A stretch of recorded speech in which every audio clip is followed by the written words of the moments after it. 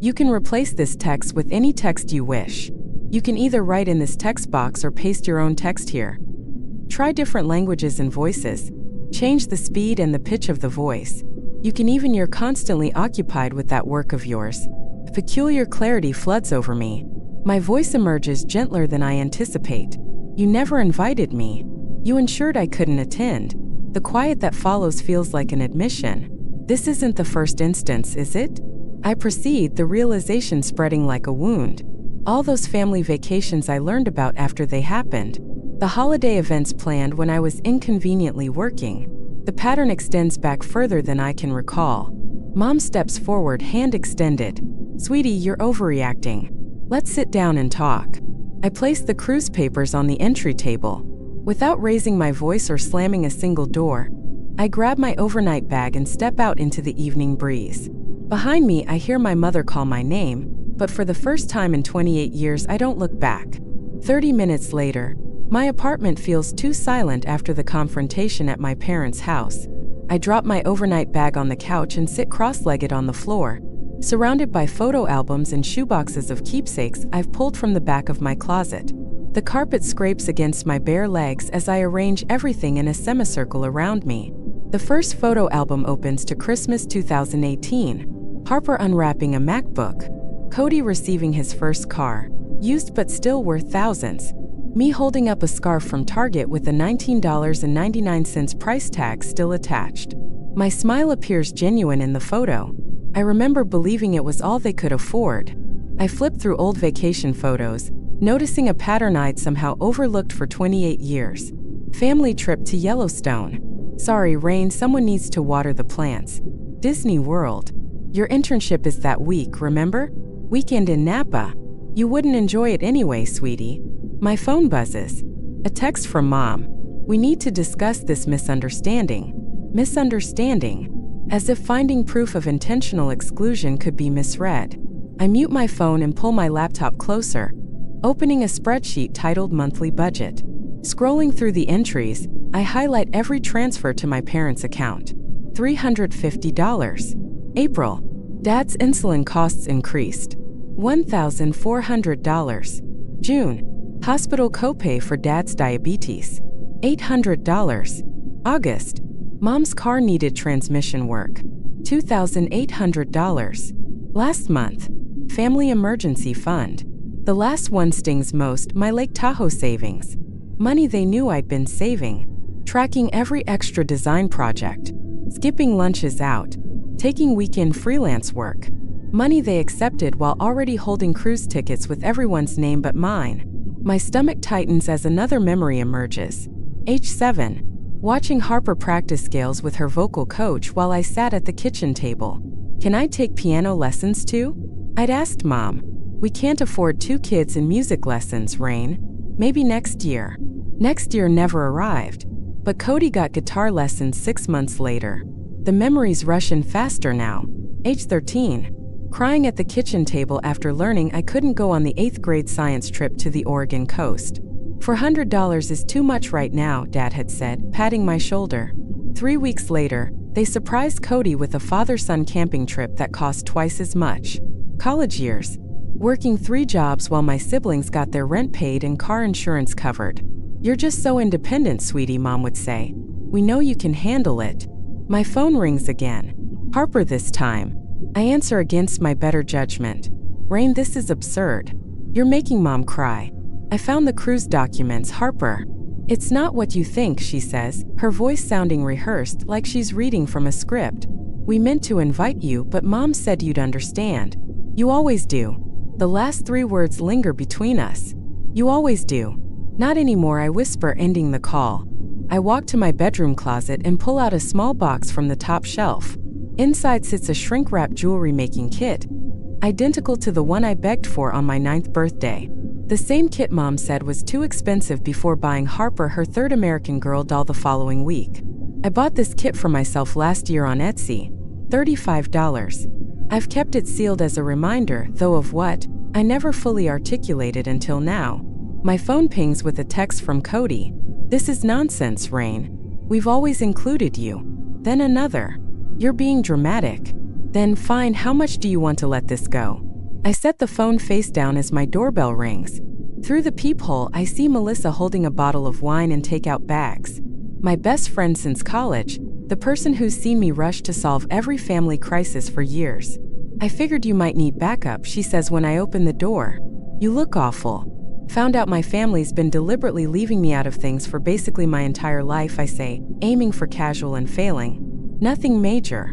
Nothing major, Melissa echoes, stepping inside, setting everything down, and pulling me into a hug that nearly breaks me.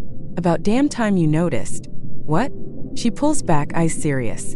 Rain, I've watched you drop everything for your family for years. Last Christmas, you spent a month's salary on their gifts and got socks in return. They call you for money, babysitting, emotional support, but when was the last time they showed up for you? The question lingers in the air, unanswerable. My phone lights up with a voicemail from Dad. Your mother's very upset. You're being ungrateful after all we've done for you. All they've done for me, I repeat, a hollow laugh escaping. Later that week, my coworker James brings me coffee after I explain why I've been distracted. My parents played favorites too, he says quietly. It messes with your head, makes you think you're the problem. That afternoon, I sit in Dr. Eleanor Warren's office, my therapist of 6 months, explaining the cruise situation. What I'm hearing, she says carefully, is that you've uncovered a pattern that's been there your whole life. This isn't normal family behavior, Rain. I always thought I was overreacting, I say, my voice sounding small. You weren't, she replies, and now you have choices about how to respond. Tweak the SSML, speech synthesis markup language, to control how the different sections of the text sound. Click on SSML above to give it a try. Enjoy using text-to-speech. Back home, surrounded by proof of years of unfair treatment, I make a choice. I text Melissa. I'm done being their convenience. For the first time in my life, it feels like the truth. 4 days later, my phone vibrates for the 14th time today. Uncle Jerry, this time, someone I speak to maybe twice a year at family events. The voicemail he leaves sounds scripted. Rainy girl, your mother is worried sick about you. Family disputes happen, but you can't just vanish. Call her back, sweetheart. I add his number to my growing block list and pour another cup of coffee. Mom has rallied the extended family troops. Yesterday, it was Aunt Patricia. Before that, Cousin Megan. Each one reciting from the same unseen script. Forgive and forget. Family comes first. You're overreacting. The doorbell chimes. Through the peephole, I see Dad shifting nervously, a paper bag clutched in his hands. For a moment, my finger lingers over the deadbolt.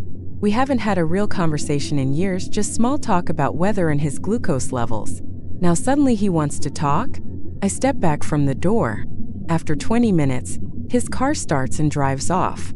Later, I find a bag outside containing my favorite childhood cookies and a card that reads, "We need to talk. I miss you." The handwriting is Mom's. At work, an email from Harper circulates to several mutual friends. So worried about Rain. She's been acting odd lately, refusing to see family, ignoring calls. If any of you hear from her, please let us know she's okay. We're concerned about her mental state. I forward it to Dr. Warren with the subject line Exhibit C. Her reply comes within an hour. This is called flying monkeys. Classic family system preservation tactic. When Cody shows up in our office lobby on Thursday, Tara from reception texts me a heads up. I grab my laptop and slip out the back entrance, but he's waiting in the parking lot, leaning against my car. You can't dodge me forever, he says, arms crossed over his chest. His face has the same self-righteous look he wore as a kid when he'd blame me for something he did. I'm not dodging you. I'm refusing to see you. There's a difference. I keep my keys between my fingers, though I know I won't need them as a weapon. Cody's anger has always been loud but harmless. You're ripping this family apart, he says, voice rising. Mom barely sleeps. Dad keeps checking his phone. The kids keep asking where Aunt Rain is. A laugh escapes me before I can stop it. I'm ripping the family apart? I didn't plan a cruise without you. That was different, we thought. You thought what? That I wouldn't find out? That I'd keep giving you money forever, while you all enjoyed vacations I funded but wasn't invited to? His face flushes. It wasn't like that. We've been planning this cruise for 8 months, Mom thought. 8 months. The words hit me like a physical blow.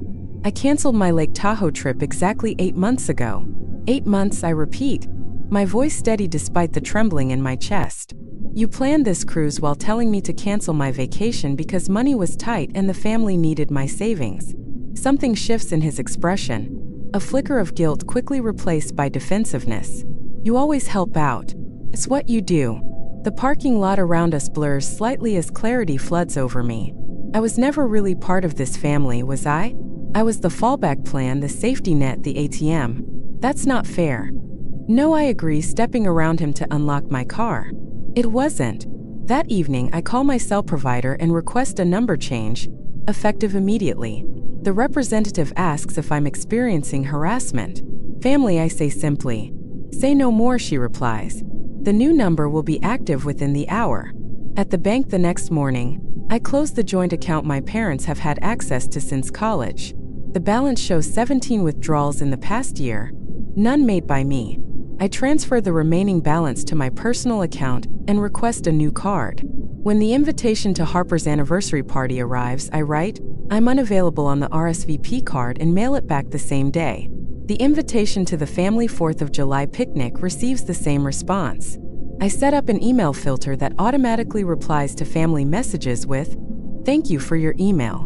I am currently unavailable. With each boundary, my breathing feels lighter.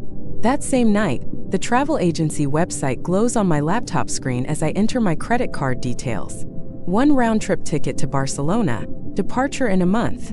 I've always wanted to see Gaudi's architecture. The confirmation page appears, and for the first time in months, I smile, a real smile that reaches my eyes. I pull a cardboard box from under my bed. Inside are childhood photos, report cards my parents never displayed, participation ribbons from events they never attended. I slide the box onto the top shelf of my closet, not discarded, but no longer where I can see it every day. The next day, at the jewelry store downtown, I try on a silver pendant I've admired for years but always deemed too extravagant. The weight of it against my collarbone feels right. The sales associate wraps it in tissue paper, but I ask to wear it now. This purchase isn't revenge, Dr. Warren says during our Thursday session, noting the necklace. This is reclamation. You're reclaiming resources that have always been yours to use. Next week, when my phone rings with an unfamiliar number, I almost ignore it, but something makes me answer. Rain? Harper's voice sounds panicked. Thank God. Your number was disconnected, and I had to call everyone to find you. The babysitter canceled and I'm still on the cruise. Can you take the kids tomorrow? It's an emergency. I'm unavailable, I say, using the same words I've written on every RSVP card. But, I'm unavailable, I repeat and end the call. The next day, Melissa and I are sharing lunch when another unknown number appears. Cody this time, voice tight with stress. My car broke down. The repair shop wants $800. Can you transfer it to my account? I'll pay you back next month. I'm unavailable, I say, and hang up before he can respond. The final call comes 3 days later while I'm booking a food tour in Barcelona. Mom's voice wavers between anger and panic.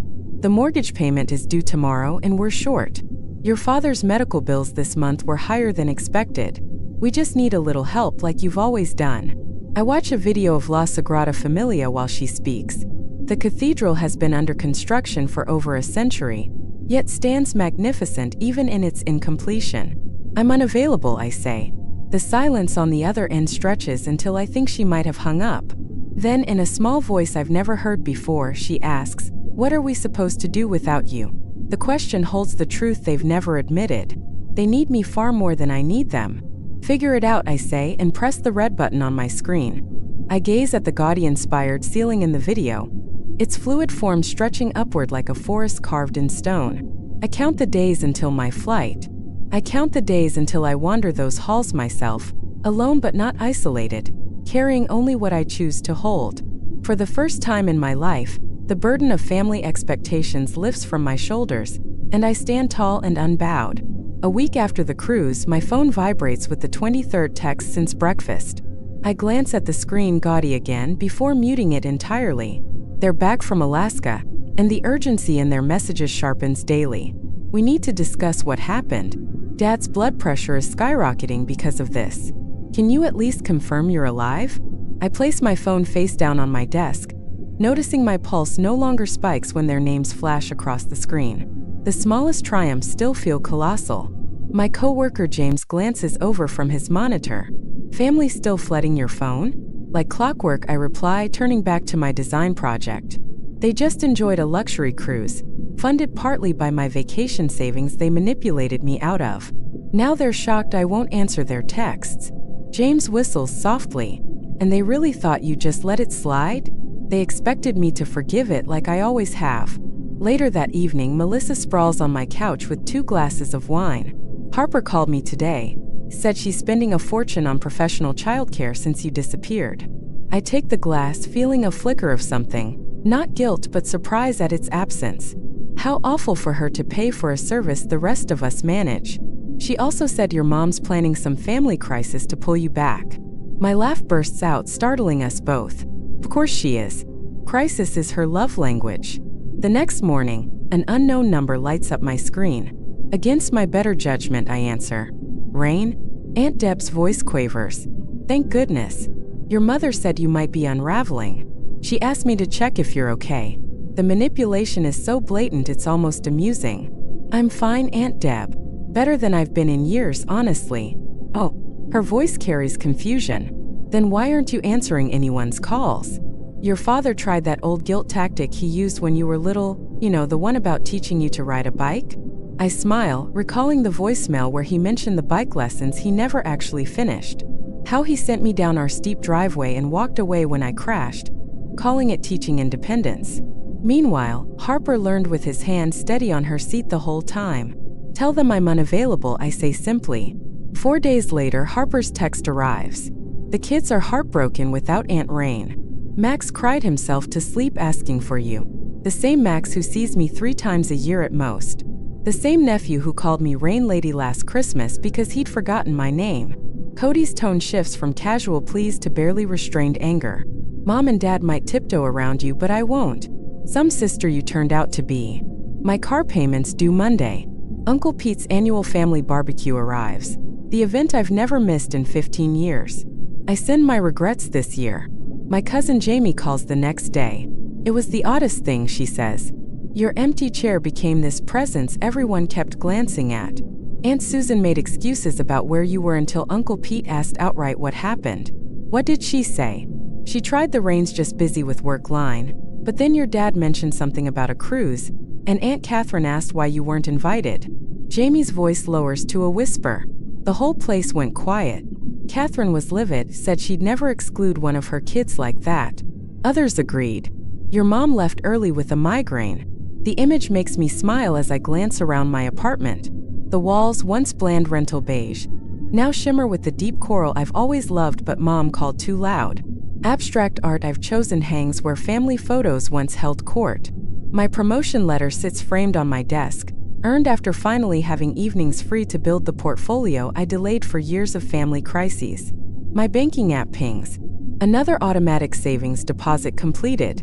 Without the constant loans to my family, the numbers climb steadily each month. I finally booked that trip to Spain. The confirmation sits in my inbox like a vow kept to myself. The doorbell rings on a Tuesday evening. Through the peephole, I see Mom standing there, her umbrella dripping, eyes red-rimmed. For a moment, my finger hovers over the lock, old instincts surging like floodwater. I open the door but block the entrance. Rain. Her voice cracks. Thank God. We've been so worried. I wait, saying nothing. We're going to lose the house. The words spill between sobs. The second mortgage. Your father's medical bills. Please help us one last time. Her hand reaches for mine, familiar in its assumption of compliance. But something has shifted inside me. Tectonic plates realigning my inner world. If I were the one standing here, I ask quietly. Jobless? Broke? Desperate? Would you take me in? The question lingers between us. Mom's mouth opens, closes, opens again, but no sound comes.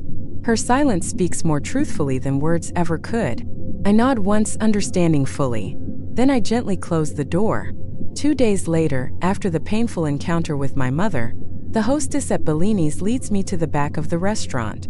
My heart pounds against my ribs when I see them. Mom, Dad, Harper, and Cody, all seated at my favorite corner booth beneath the stained glass window.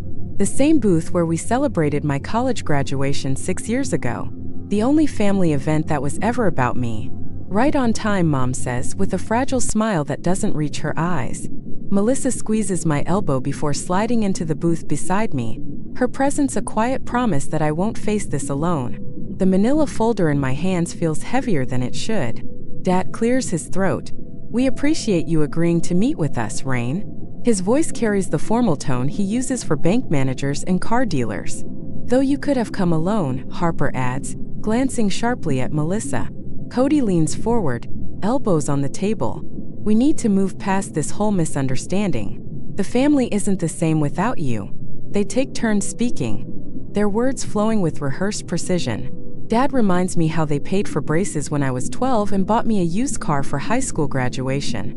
Mom dabs at non-existent tears, her voice quivering as she recounts the sacrifices they've made for this family.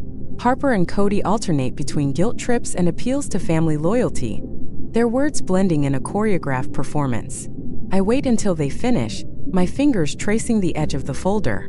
Their speeches linger in the air like stale cologne. May I speak now? My voice emerges steadier than I expected. 4 pairs of eyes blink in surprise. I've never asked permission to speak before. I open the folder and place a spreadsheet on the table. This is a record of every financial contribution I've made to this family over the past decade, totaling $37,842. I tap the final number. That includes the $2,800 I gave for Dad's medical bills the same week you booked your Alaska cruise. Mom's hand darts to her throat. I'm not done. For the first time in my life, I cut her off. The restaurant seems to hush around us. I place a timeline next, handwritten on graph paper. Here's a record of family vacations, holiday gatherings, and celebrations spanning 15 years. The highlighted dates are events I wasn't invited to, or was told were canceled due to financial issues. Yellow highlighter streaks nearly half the page. And this, I continue, setting a photograph on the table, is the jewelry making kit I begged for at 9. The one deemed too costly at $35. I bought it myself last year. I keep it sealed as a reminder. My voice stays even unshaken, yet it fills the space between us, stronger than their practiced speeches and louder than their demands. Other diners fall quiet. A waiter lingers nearby, unsure whether to approach. Mom stares at the papers, her perfectly made-up face losing its color. Dad shifts uncomfortably, tugging at his collar. Harper studies her hands. Only Cody meets my gaze, his expression tightening. So what? Dad suddenly slams his palm on the table, rattling silverware. We've always done everything for you. You've never appreciated all we've sacrificed. The outburst draws glances from nearby tables. I feel Melissa tense beside me, but I stay calm. Then it should be simple, I say softly, to name 3 things you've done for me that you didn't do for Harper or Cody. Just 3. The silence that follows stretches so long I can hear the kitchen staff shouting orders. Dad opens his mouth, closes it. Mom's face crumples, not in her usual calculated way, but in raw distress as the truth hits. A tear smudges her mascara, a sight I've never seen. Harper's eyes widen as she glances between our parents, seeing their failure to answer what should be an easy question. Cody slumps back in the booth, his defiance fading. I don't hate any of you, I say, gathering my documents back into the folder, but I can't keep pretending. If there's ever going to be a real relationship, things must change. I pull out a final sheet and place it in the center of the table. These are my terms. Family therapy. At least 6 sessions before I'll consider attending any events. Complete financial independence. No more loans or contributions either way. A public acknowledgement of how I've been treated, and a genuine apology. And time. I need space to heal. Mom reaches for my hand but stops when I don't extend mine. You can't just dictate terms to your family, Dad protests, his voice lacking strength. I'm not dictating. I'm protecting myself. I slide out of the booth, Melissa following. Take time to consider it. My number hasn't changed again. As we walk toward the exit, I feel lighter than I have in years. Behind us, I hear Mom's quiet sobs and Dad's clumsy attempts at comfort. Harper calls my name once but doesn't follow. Outside in the evening air, Melissa squeezes my shoulder. You okay? I take a deep breath, surprised I'm not trembling. Yet, for the first time in a long time, I think I really am. The stars above Portland shine brighter tonight, as if they too are struck by my newfound strength. And I need to prepare for my Barcelona trip soon. This time I finally chose myself. Months later, I'm preparing my first Thanksgiving with my chosen family. I adjust the cornucopia centerpiece on my dining table, tweaking the fall-colored napkins one last time. The scent of roasting turkey and apple pie fills my new home, my true home, bought 3 months ago with the promotion money I'd once set aside for family crises. The doorbell chimes and I open it to find Melissa balancing a casserole dish, her husband Tom carrying wine. "Happy Thanksgiving," she says, wrapping me in a one-armed hug that feels like warmth itself. Within the hour, my table is alive with people who chose to be here. James from work and his partner Daniel, my neighbor Mrs. Winters, who lost her husband last spring, Dr. Warren, who insists I call her Eleanor outside our sessions, and 3 others from my boundary support group. The conversation flows between laughter and quiet reflection, no one interrupting or dismissing anyone's stories. Before we eat, I raise my glass. I want to thank you all for showing me what family can be. My gaze drifts to the sealed jewelry kit on my bookshelf. What once symbolized lack now stands as proof of growth. Later, Eleanor helps me load the dishwasher, her practice movements hinting at years of post-holiday cleanups. 42 sessions, she says, handing me a rinsed plate. That's how many we've had. I nod, recalling our first meeting after the cruise revelation. The nightmares have stopped, and the money habit? Haven't checked my parents' bank account in 8 months. The urge to monitor their finances was harder to break than I'd expected. Eleanor smiles. Your mother mentioned you in our session Tuesday. My mother started therapy 4 months after our confrontation at Bellini's.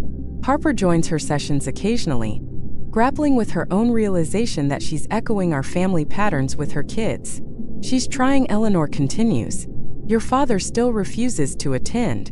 And Cody? 2 steps forward, 1 step back. Entitlement is a powerful drug. The doorbell interrupts us. James appears in the kitchen doorway holding an envelope. Mail carrier just delivered this, said it needs a signature.